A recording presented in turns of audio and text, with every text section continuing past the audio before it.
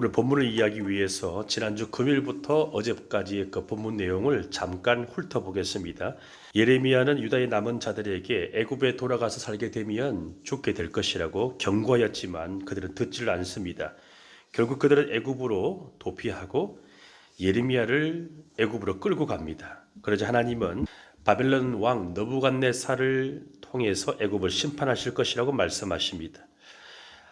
이어서 하나님은 애굽에 거주하는 유다 백성들에게 다시 말씀하십니다. 너희들의 조상이 경고를 무시하고 우상을 숭배한 것처럼 지금 너희들도 똑같이 죄를 짓고 있다고 말씀하십니다. 그래서 그들이 바벨론의 침공으로 예루살렘 멸망한 뒤에도 회개하지 않고 애굽으로 도망간 뒤에도 여전히 같은 죄, 우상 숭배를 범하고 있음을 반복하고 있음을 말씀하고 있습니다. 하지만 유다 백성은 예레미야 경고를 듣고 반발합니다. 이방 여신에게 분향하던 시절이 더 평안했다고 하면서 우상 숭배를 계속 하겠다고 고집을 피웁니다. 이 하나님은 그들의 악행과 가증한 행위를 반드시 심판하실 것이라고 선언하시고 애굽의 바로 호브라 왕, 출애굽기에 나오는 바로 왕과는 다른 인물입니다. 이 바로 호브라 왕이 바벨론 왕의 손에 넘겨질 것이라고 예레미야를 통하여 경고하십니다. 이에 예레미야의 비서이자 서기관 역할을 하였던 바룩이 예레미야가 전한 그 심판의 말씀을 계속 기록하다가 지치게 되고 낙심이 찾아와서 슬픔에 빠집니다. 상황이 나아지지 않으니까 그럴 수 있습니다. 이때 하나님이 그의 탄식을 외면하시지 않고 응답하십니다. 하나님은 세우기도 하시고 헐기도 하시고 심은 것을 뽑기도 하시는 분, 역사의 주권자임을 바룩에게 말씀하십니다. 다시 말하면 사람의 기준과 판단으로 하나님이 일하시는 방법을 의심하지 말라는 뜻입니다. 그러면서 하나님이 바룩에게 지금은 큰 일을 찾을 때가 아니다 이렇게 말씀하십니다. 다시 말하면 지금은 안위를 추구할 때가 아니라 하나님의 뜻에 온전히 맡길 때이다. 이렇게 바룩에게 말씀하시면서 심판을 받더라도 나는 너를 지켜주겠다. 이렇게 약속하시죠. 자, 그러면서 오늘 본문이 이어지는데 오늘 본문은 유다가 바벨론의 보복이 두려워서 애굽으로 피신하였는데 강력한 제국이었던 애굽이 바벨론에게 패배한 이야기를 기록합니다. 2절을 보면 패배한 내용이 나오죠. 주전 605년 애굽은 갈그미스 전투에서 바벨론에게 대패했습니다. 유다는 하나님보다 강대국 애굽을 신뢰하였지만 애굽은 바벨론에게 패하고 말았다. 결론을 제시합니다. 유다는 오랜 기간 동안에 아수르와 바벨론이라고 하는 거대한 제국의 위협 속에서 살아남기 위해서 애굽과 동맹을 맺어서 바벨론에게 대항하려고 하였습니다. 왜냐하면 그 당시 애굽은 최강의 군사력과 전차를 가지고 있었기 때문에 유다가 의지하였습니다. 하나님은 선지자들을 통해서 하나님보다 애굽을 더 의지하는 것을 조심하라고 애굽을 의지하지 말라고 수많은 경고를 하였습니다. 유다 백성들이 애굽을 의지하는 것은 무엇을 말할까요? 눈에 보이는 군사력과 풍요를 하나님보다 더 신뢰한 우상 숭배임을 우리에게 교훈하고 있는 것입니다. 예레미야는 애굽이 헛된 피난처이고 그래서 애굽을 의지한 것은 가짜 안전이었음을 레슨하고 있습니다. 예레미야는 애굽의 화려한 전쟁 준비와 자신만만한 태도를 3절로 4절, 7절로 9절에서 묘사하고 있는데 5절로 6절, 10절로 12절을 보면 결국 그들의 힘은 허무하게 무너지고 있음을 보여주죠. 자, 그래서 오늘 본문은 한 나라가 자만심으로 인해서 어떻게 패배하게 되고 심판을 받게 되는지를 보여줍니다. 우리도 이 자만심을 처리하지 않으면 똑같이 망하게 되고 무너지게 된다는 것을 교훈하게 됐죠.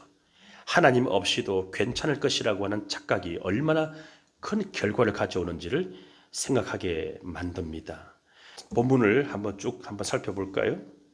애굽은 막강한 군사력으로 바벨론과의 전쟁을 화려하게 준비합니다. 말과 병거를 앞세우고 방패든 군사들을 불러 모아서 요란한 외침으로 전장을 뒤흔들고 있습니다. 3절로 4절을 개역 개정 성경은 좀 애매하게 번역되어 있는데 표준 세번역으로 제가 읽어드립니다. 이집트의 장교들이 외친다. 크고 작은 방패로 무장하고 싸움터로 나아가거라.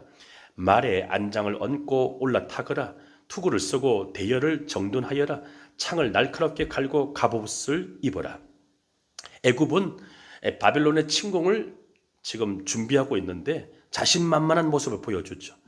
마치 나일강이 땅을 뒤덮는 것처럼, 그렇게 범람하는 것처럼 기세등등하여 자신들의 힘으로 모든 나라를 정복할 수 있다라고 하는 교만한 생각을 하였던 것이죠. 그래서 그들은 최첨단 무기로 무장하고 주변 국가의 용병까지 다 고용하여 그들의 군사력이 세계 최강임을 자랑하였고 자신만만해했습니다. 오늘날 우리도 애굽처럼 우리의 힘과 재물과 지식과 경험, 사회적 지위, 이것을 의지하며 살아갈 때가 얼마나 많습니까? 마치 나일강의 범람처럼 우리의 능력으로 세상의 어려움을 뒤덮고 정복할 수 있다고 착각합니다. 이게 바로 애고에서 나오는 자만심이고 어리석음입니다. 권력이 영원할 것이라고 생각하는 이 어리석음이 인간의 자만심을 부추깁니다. 그래서 사람은 실패를 경험해야 됩니다. 좌절을 겪어야 돼요. 실패를 경험하고 좌절을 겪어야만 내 뜻대로 되지 않구나 나를 돌아보게 됩니다.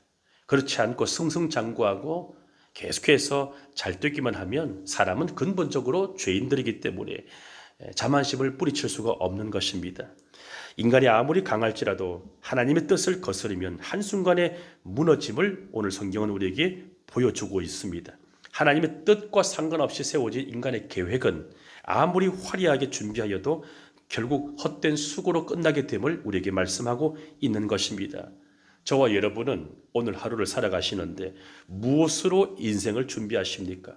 혹시 내가 세운 계획이 하나님과 상관없는 계획은 아닌지 한번 기도하면서 돌아보시기 바랍니다.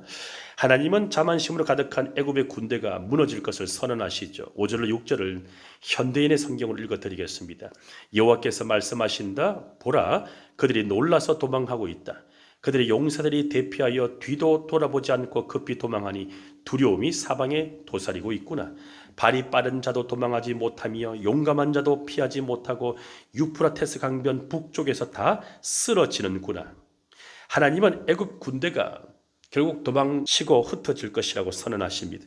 화려하게 전쟁을 준비하고 병거와 전차를 다 준비했지만 한번 싸워서 이겨보지도 못하고 대피하고 있는 허무한 모습을 기록하고 있습니다. 위풍당당하게 진격하던 애굽의 군사들은 공포에 휩싸여 급히 달아나지만 결국 도망가지 못하고 땅바닥에 쓰러지며 무너진 모습을 기록합니다. 그들이 아무리 빨리 도망치려고 하여도 아무리 강하다고 하여도 하나님의 심판의 날에는 소용이 없다는 것입니다. 하나님이 애굽이라고 하는 나라를 심판하시든 한 공동체를 심판하시든 개인을 심판하시든 심판의 날이 도래하면 아무리 준비하고 계획하여도 그 심판을 피할 수가 없음을 오늘 본문이 우리에게 말씀하는 거죠. 그래서 10절을 보면 그날이 나오는데 이 그날이 어떤 날일까요? 하나님이 개입하셔서 교만한 애굽을 심판하시는 날을 말씀하시죠. 그래서 이 날은 10절을 보면 보복의 날이고 하나님의 의가 땅 위에 실현되는 날이라고 말씀하십니다. 10절을 한번 읽어보십시오. 10절 시작. 하나님께서 바벨론을 통하여 애굽을 완전히 초토화시킵니다. 교만한 애굽을 심판하십니다. 그러므로 심판과 보복은 하나님의 주권 아래에 있기 때문에 인간은 자만심을 버리고 교만을 버리고 겸손하게 살아가야 됩니다. 기독교는 무조건 원수를 향해 복수를 하지 말라고 가르치지 않습니다. 하나님께 복수를 맡기라고 말씀합니다. 내가 원수에게 어마어마하게 피해를 당하고 씻을 수 없는 고통을 당하였는데 무조건 용서하라고 하는 것이 너무하지 않습니까? 기독교는 원수를 어떻게 갚으라고 하죠? 하나님께 심판을 맡기라고 하죠. 그러면 하나님께 심판을 맡긴다고 하는 것은 쉬울까요? 어려울까요? 어렵지 않을까요? 그래서 성경은 어떻게 우리에게 원한을 갚으라고 하죠? 시편이 우리에게 보여줍니다. 그 원수에게 당한 상처와 고통, 보복심, 원한을 하나님께 기도로 토해내라는 것이죠. 억지로 참으면 병이 옵니다. 화병이 오고 호르몬 계통의 병이 와서 갑상선 항진증, 갑상선 암에 걸릴 확률이 높습니다. 제가 목회 경험을 통해서 볼 때 남성들보다 여성들이 갑상선 항진증이 많은데 그것은 억지로 참았기 때문에 오는 병이에요. 억지로 참으면 사람은 화병이 생겨서 내 몸이 망가집니다. 다른 사람에게 말로 폭력을 휘두르고 말로 공격하게 되면 나는 뒤끝이 없다고 말할지는 모르지만 그 사람이 칼에 꽂혀서 상처를 입게 되죠. 성경은 우리에게 뭐라고 말씀하십니까? 다윗처럼 하나님께 원한을 토해내라고 말씀합니다. 이게 감정 기도예요.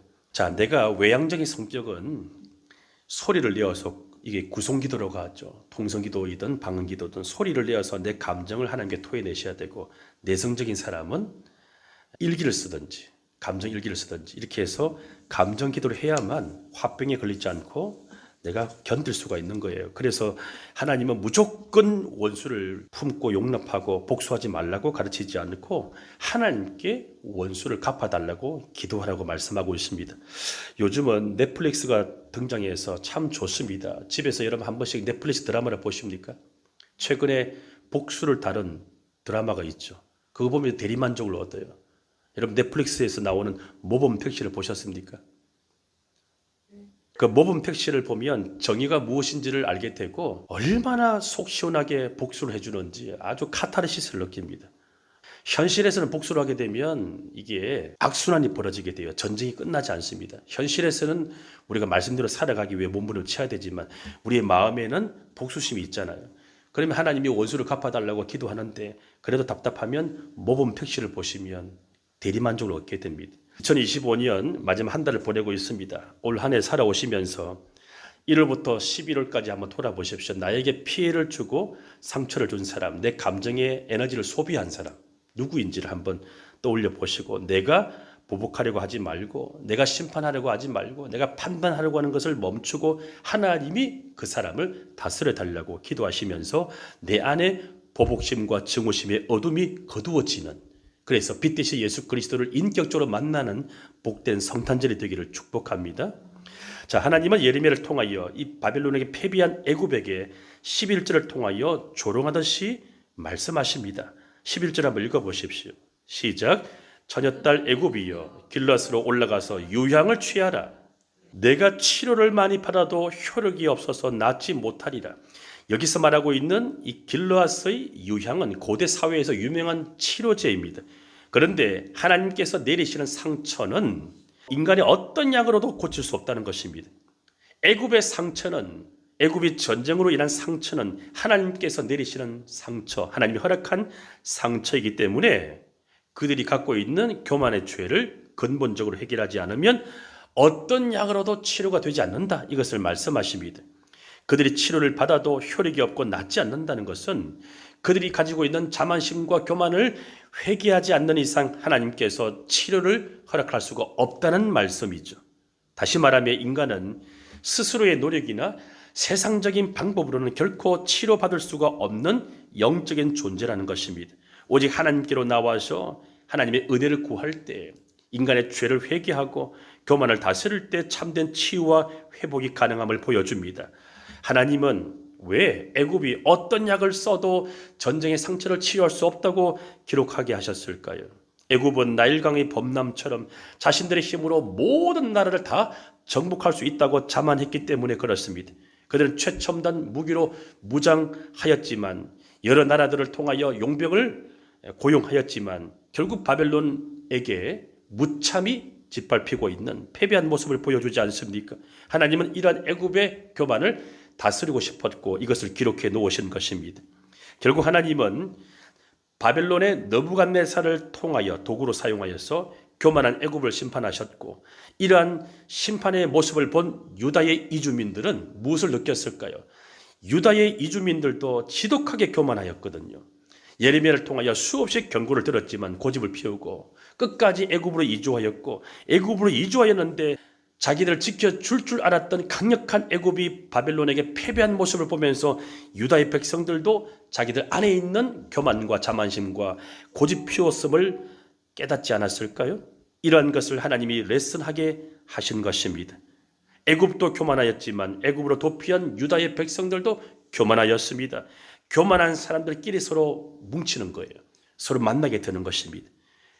그래서 하나님은 애굽으로 이주한 유다도 교만하였고 애굽도 교만하였기 때문에 이것을 교훈하시기 위해서 바벨론의 느부갓네살 왕을 통하여 느부갓네살을 도구로 삼아서 이들의 교만을 다스리십니다. 그래서 이것을 기록해 놓았기 때문에 우리에게 교훈하고 있습니다.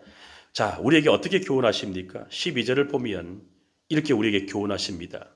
내 수치가 여러 나라들에게 들렸고 알려졌고 너희들의 고통 가운데 부르짖음은 땅에 가득하겠지만 용사가 용사에게 걸려 넘어져서 둘이 함께 엎드려졌습니다.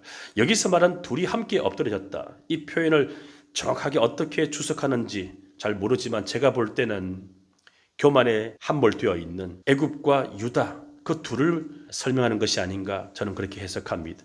바벨론의 보복이 두려워서 애굽으로 도피하였는데 그들이 안전할 것으로 여긴 애굽이 교만과 자만으로 인해서 바벨론에게 참패를 하였고 그 소식이 온 세상에 다 알려졌기 때문에 공개적인 수치를 당하게 되었습니다. 무엇을 말할까요? 요한안과 유다의 이주민들이 안전할 것이라고 여기고 도피한 애굽이 결국에는 헛된 피난처였다는 사실입니다. 유다의 백성들이 하나님의 명령을 거역하고 자신들의 안전을 위해서 애굽으로 이주하였지만 애굽은 결코 안전한 곳이 아니었습니다. 그들은 가짜 안전을 붙들고 헛된 세월을 보내었습니다. 세상에는 안전한 곳이 없습니다. 오직 하나님 안에 있을 때만 안전이 있습니다. 헛된 피난처, 가짜 안전을 쫓아 세월을 낭비하지 않고 말씀에 순종하며 겸손하게 살아가시는 저와 여러분 될 수 있기를 축원합니다.